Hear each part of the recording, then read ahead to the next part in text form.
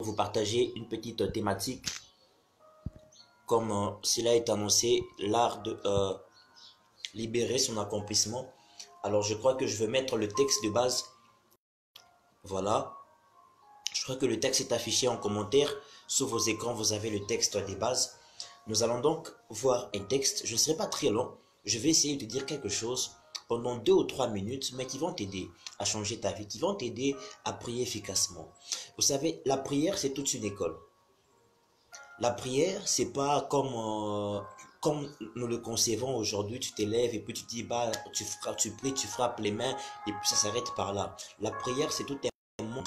Et vous devez savoir comment fonctionne, comment opère ce monde de la prière. Vous devez savoir quand vous priez, pourquoi vous priez, comment faire pour que les prières que vous faites puissent avoir un exaucement accéléré.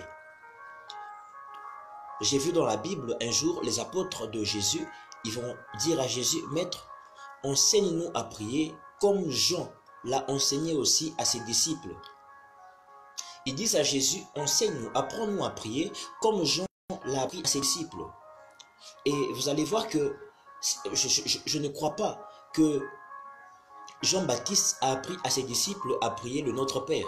Non, Jean-Baptiste n'a pas enseigné à ses apôtres que quand vous prierez, vous allez aussi prier pour dire Notre Père qui est aux cieux, que ton sanctifié. Non, Jean-Baptiste a enseigné aussi un modèle, un type de prière à ses disciples. Bien que les disciples de Jésus ont dit à Jésus, apprends-nous à prier comme Jean a appris à ses disciples, mais Jean va enseigner à ses disciples à prier selon son modèle. Donc chaque école, chaque église locale, ils ont leur manière de prier. Lorsque vous allez au combat spirituel, là-bas quand on prie, on fait des combats spirituels. Les gens prient en frappant les mains.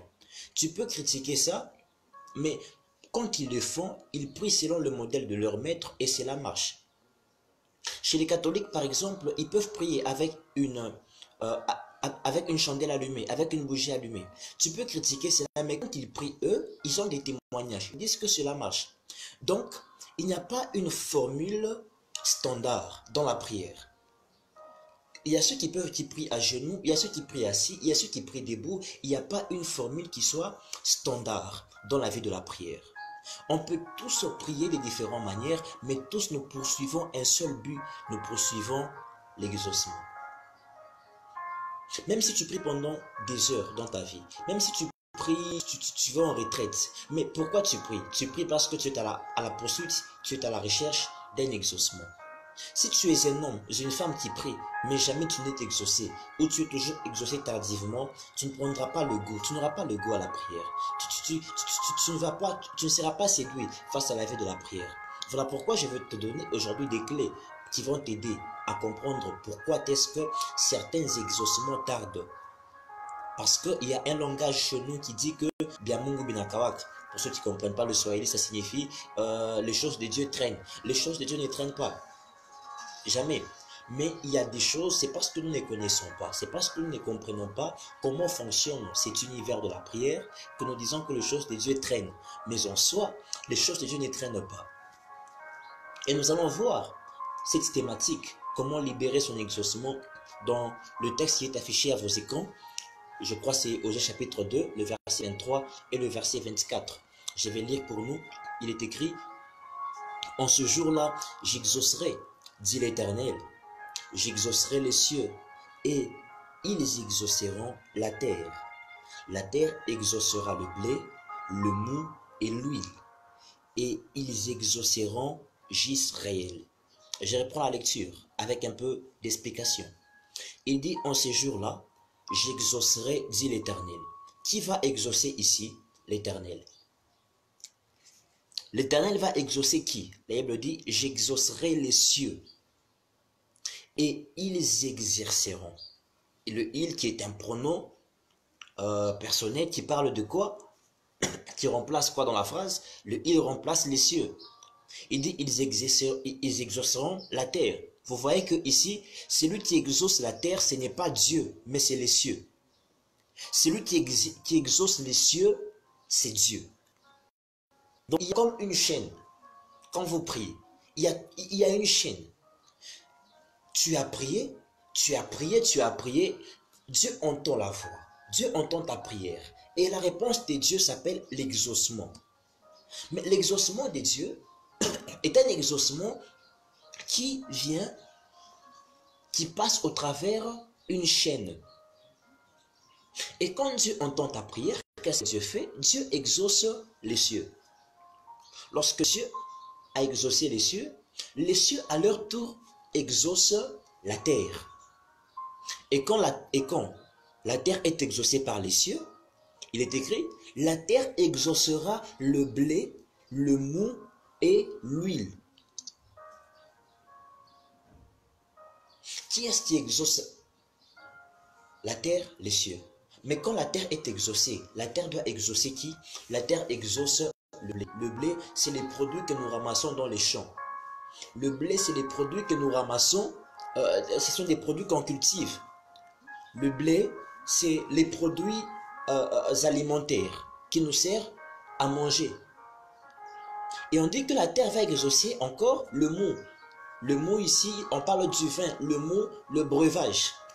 Donc, comme le dit Agé, chapitre 1er, le verset 5, et le verset 6, il est écrit, vous mangez mais vous n'êtes pas rassasiés, vous buvez mais vous n'êtes pas désaltérés.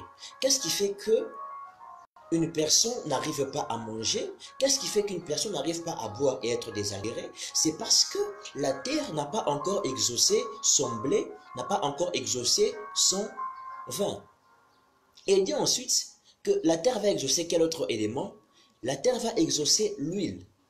Et pour finir, on dit, et ils exauceront Israël. Qui vont exaucer Israël? Ce n'est pas Dieu. Celui qui va exaucer Israël, c'est le blé, le mou et le vin.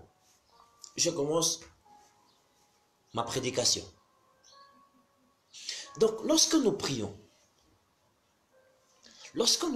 la prière, ce n'est pas parler avec Dieu, mais la prière, c'est voyager dans le monde des esprits. Celui qui pratique la prière, c'est une personne qui fait l'art de projeter son esprit hors de son corps. Je sais que je parle sur Facebook et je dois vous dire des choses telles qu'elles sont. La prière, c'est de la spiritualité. C'est de la spiritualité. La prière est d'une dimension qui est plus grande que les voyages astrales. Parce que celui qui fait le voyage astral doit mourir dans ce monde pour exister dans l'autre monde. Mais celui qui prie, lorsque Jésus prie, dans Jean chapitre 14, il dit, lorsque j'étais avec eux dans le monde, je les ai gardés dans ton nom. Christ était dans le monde, mais il prie, il dit que lorsque j'étais avec eux dans le monde. Qu'est-ce que cela signifie? C'est lui qui, lorsque Christ priait, il était dans le monde, il était sur la terre, oui, mais son esprit n'était plus là. Lorsque tu pries, lorsque je me mets ici à prier, je ne suis plus dans ce quartier où je me situe. Lorsque je me mets à prier, je ne suis plus dans la maison où je suis, non. Mais mon esprit voyage, mon esprit va jusque dans le Saint de Saints, où est l'arche de Ribon Chola. Donc quand j'ai pris, je fais l'art de projeter mon esprit. Quand j'ai pris, je voyage dans le monde spirituel pour télécharger des data, des données, afin qu'en revenant sur terre, que je puisse imposer l'exaucement, que je puisse imposer le royaume de Dieu sur terre. Donc quand j'ai pris, je ne fais pas n'importe quoi. Quand j'ai pris, je ne blague pas. Quand tu pries, tu dois te dire que c'est une pratique mystique. Il faut le dire comme ça. La prière est une pratique mystique. Une pratique qu'il ne faut pas prendre à la légère. À la légère.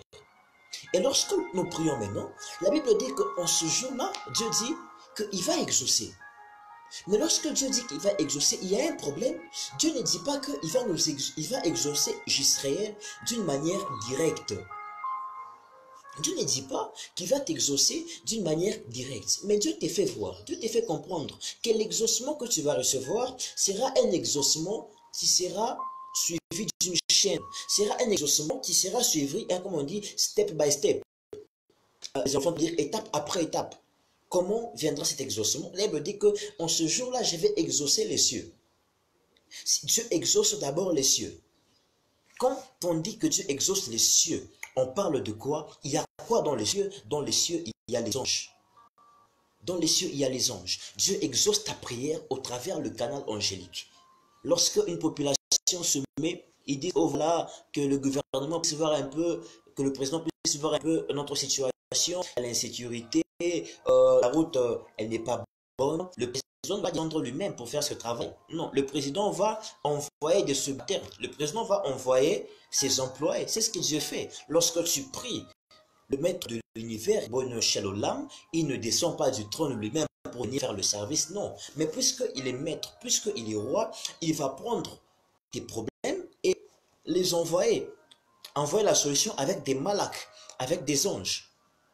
Et dit, il a exaucé les cieux. Dans les cieux, nous voyons, il y a les anges. Voilà pourquoi vous allez voir Daniel. Alors que Daniel prie, la Bible dit que Gabriel dit à Daniel que dès le premier jour, dès le jour où tu t'es mis à prier, une voix s'est fait entendre dans les cieux. Dès le jour où tu t'es décidé de commencer à prier, il y avait une voix qui a été déclarée sur toi. Il y avait déjà une réponse. Il y avait déjà un accomplissement. Donc dès le jour où tu as prié, Daniel, Dieu t'avait exaucé.